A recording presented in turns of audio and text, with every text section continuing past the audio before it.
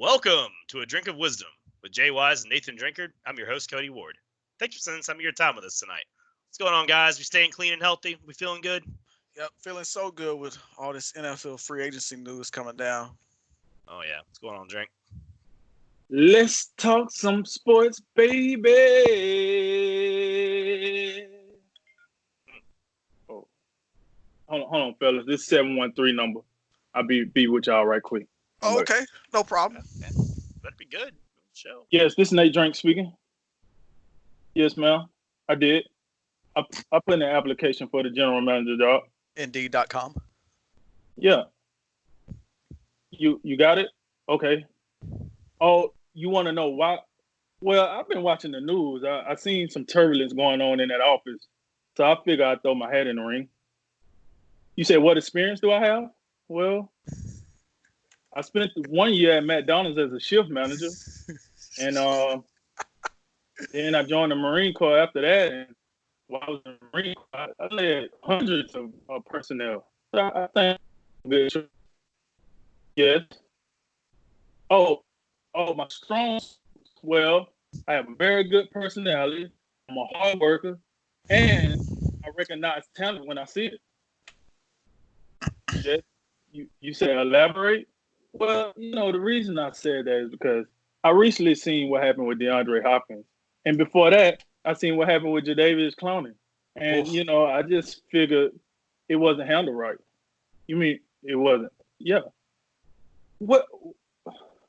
So why did you give me a call if I'm not eligible? I didn't know you had to spend at least 1 year on the Bill Belichick staff. This is bull. If I had known that, I would have just. Yes, ma'am. All right. Well, thank you. And you know what? I hope you're happy with your current general manager.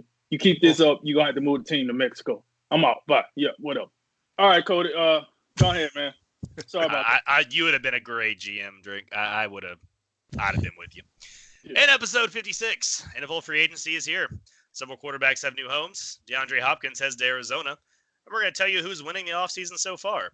But first, the big news out of the free agency period has been no other than Tom Brady. The six-time Super Bowl champion has finally called it quits New England after 20 seasons and is expected to head to Tampa Bay. Contract details are being finalized, but the deal is likely for at least 2 years and around $30 million a season. Brady will get some new weapons in Mike Evans, Chris Godwin, and O.J. Howard, easily an upgrade from what he had last year in New England. So tell me this, Drink, how far can Tom Brady take the Bucs this upcoming season? Oh, we got TBs at 12 going to TBs at Tampa Bay. Ain't been this excited since John Gruden was making the calls. Listen, I think if you get some pieces on the secondary, because we got to fix that secondary, and you get another piece on that offensive line. I'm hearing in the winds we got Melvin Gordon, probably get signed as your number one back. All that come together. Hey, man, this is at least the NFC Championship. I'm tell you why. And I understand people are going to say, oh, this sounds like the same bull crap we pulled with Cleveland last year. First of all, I don't know who we is because on this show, we didn't pull that bull crap. That's right. That was the people you was talking to. So I don't know who we is. But here's the deal. Here's the downright deal. It's a difference. Baker Mayfield, Tom Brady, not equal. Freddie Kitchens, Bruce Arians, not equal. Running back wise, like I said, that is, Melvin Gordon come in. I have no problem. You get rid of those recyclables you had in the backfield last year. You bring in Melvin Gordon, get you another guy back there. Now your run game is automatically better. Offensive line, like I said, you need another piece. You bring in another tackle, maybe another guard. Just, Tom Brady, let's be real here. The dude got the mobility of a spare tire in your trunk. So you can't be messing around and trying to put him on the run, right? You need some guys back there that's going to get the job done with protecting him. You need Tom Brady to feel comfortable. I understand Jameis Winston wasn't the most mobile quarterback, but he was young enough to get the running like Bambi in the woods. You're not getting that out of Tom Brady, all right? He's a member of the AARP. We know this already. So let's knock it off with the holes in the offensive line. But then let's talk about what we do have. When we talk about that outside of the Cleveland Browns, the reason we were so excited about the Cleveland Browns was, oh, Jarvis Landry, Oh yeah, they just got Odell Beckham, and then they got Njoku. Hold on, wait a minute, bring that back. Now we over here with Tampa Bay now. You got Mike Evans, which you could say some could say he's better than Odell. Some say Odell. I mean, you can go back and forth. Whatever argument you want to lay, I hear you out. And then when you talk about the number two, Chris Godwin and Jarvis Landry, I think at this point in both guys' career, I would give it to Jarvis Landry by a smidge. But if Chris Godwin have another year like he just had, that conversation is dead too. That's a wrap. Go ahead and wrap it up. Chris Godwin, right? Then when you look at the tight end position, you had David Njoku for Cleveland. Now you got O.J. Howard. Let's be real here. We know O.J. Howard was underused last year. He was massively underused. You draft the guy high in the first round or whatnot, and listen, you didn't use him enough. You just, that was unacceptable. Now you got him. Let's use him more. You got a quarterback that can get the ball to him. That's unacceptable. The biggest piece to this whole thing is not what they did on offense. We need to see what they can do on the defense. We know the offense could be phenomenal, but the rush defense, which was number one in the NFL last year, they can stop the run, but they could not stop the pass. And I mean, they didn't come close to stopping the pass. It's only 32 teams, and your team was 30th. So there's only 2 teams that was worse, and we probably know who those 2 teams is. Come on. You got to be able to stop something. You got to be able to stop something through the air. This is a passing league. If you cannot stop the pass, you're going to have a hard time winning games. Yes, Tom Brady is the drip or the drip with the good sauce. I got it. But he can't. We seen it last year. Even with a good defense, you cannot put everything on his plate. And I think with Tom Brady, it's like this. Tom Brady has the same complex that LeBron James got in the NBA, where they're so great, you think you can go out there and give them anything you want to. So let me get a bunch of school supplies, throw it out there with them, and make it happen, buddy. Get us to the big game. Get us to the Super Bowl. Get us to the championship game. No. You need to get that secondary fixed. Now, as I look in the free agent landscape as of now, I do not really see some game changers out there. I do see some NFL talent, but I don't see guys that make me think like, oh, yeah, that's locked. That's signed, sealed, and delivered. Secondary and got extremely better. So I think Tampa Bay now, they would have to go to the draft and bring some pieces for that secondary. But to get back to the original question, Cody, if they get that secondary correct, if they get some guys back there in those corners and safety position, front seven is phenomenal. You get that back four right. You get protection for Tom Brady. He get a chance to throw that ball, and you sign Melvin Gordon as your number one back. It is no reason why this team shouldn't be in the NFC Championship game. And I would like to remind people of this. I'm loving this signing because not only did your worst team in the division just get so much better, now the Saints got to look over their shoulder. This might be it might fight with the NFC West as the best division in football. I mean, honestly, you see, well, I don't want to give away the rest of the show, but you see the moves that the other teams are making in this division to make this a product worth watching. So, yeah, I see Tom Brady. If we get those pieces, like I said correctly, yeah, NFC Championship. I'm not going to jump over the rail and say the Super Bowl quite yet. That's putting a little too much on T-Beezy. But, hey, avocado juice and all, holla at your boy. That's where they'll be at, NFC Championship. That's some lofty expectations. Mine are lower. Just to let you know.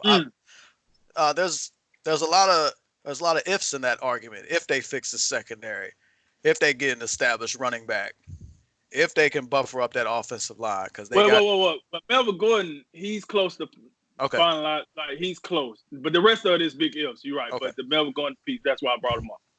All right. At bare minimum, this acquisition does indeed make the NFC South more interesting, because now you have, as opposed to last year where the Saints, they ran away with the division. You had all 3 other teams in the NFC South were sub 500. Now you got a situation where you got to believe the Buccaneers they're gonna be better than 7-9 next year. I would expect that.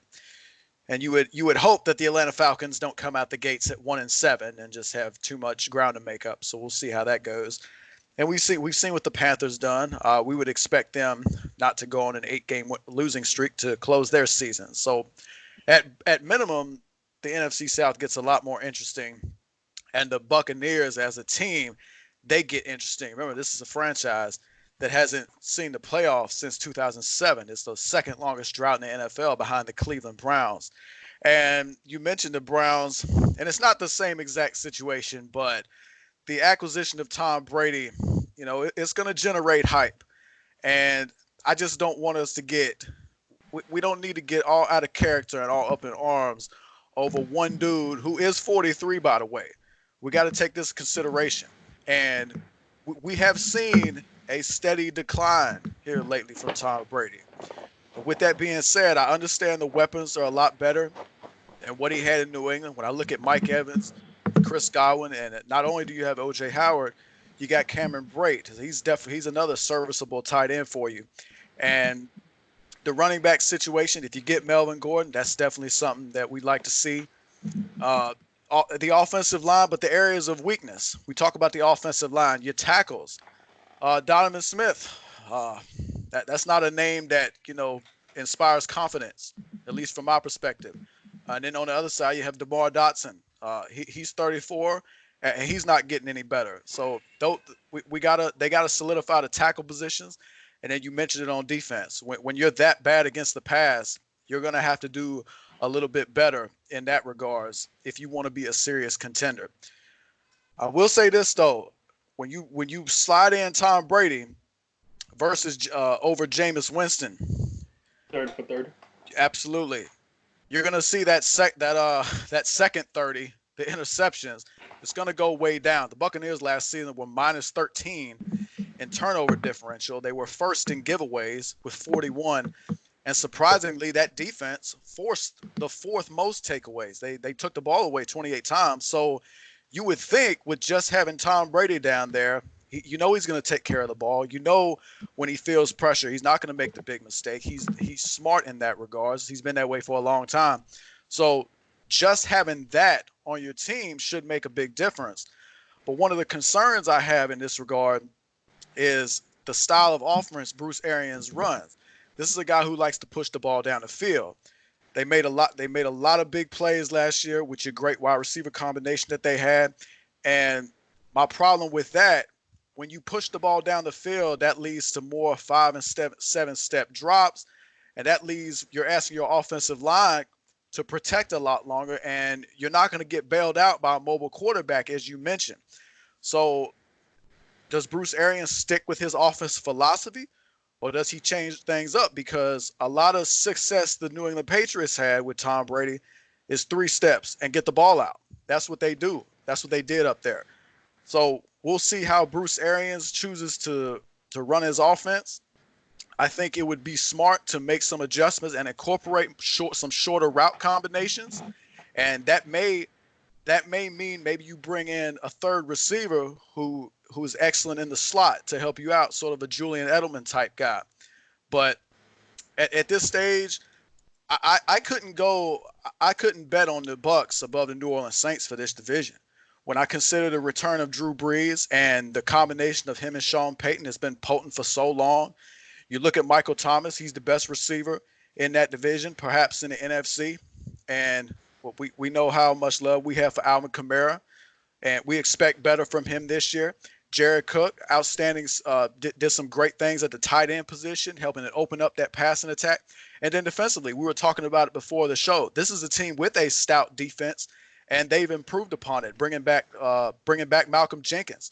So at this stage of the game, I think as far as the right now as they're currently constructed, and there are still more moves to be made.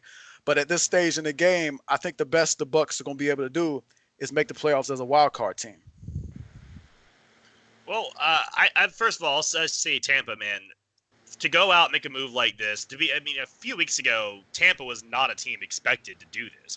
They were definitely not a team that we thought, oh yeah, Tom Brady's 100% going to Tampa. They were on the list. Definitely weren't the team we thought was going to wind up with him.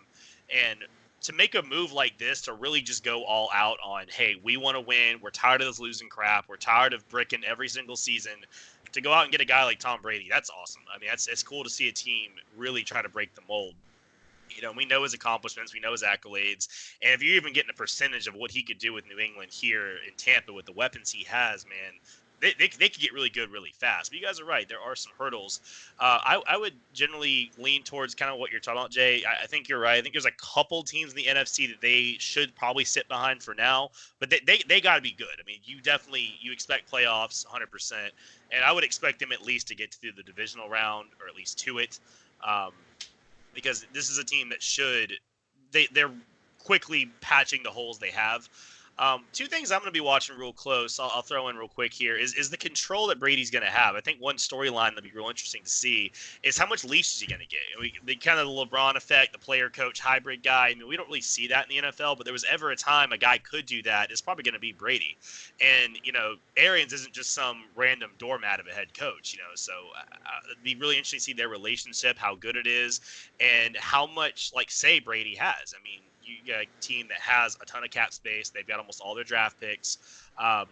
They've got a lot of room left to make moves. Does Brady get to really have a lot of say in what they do, or is it going to be more just, hey, we'll get it figured out. You just take care of your end.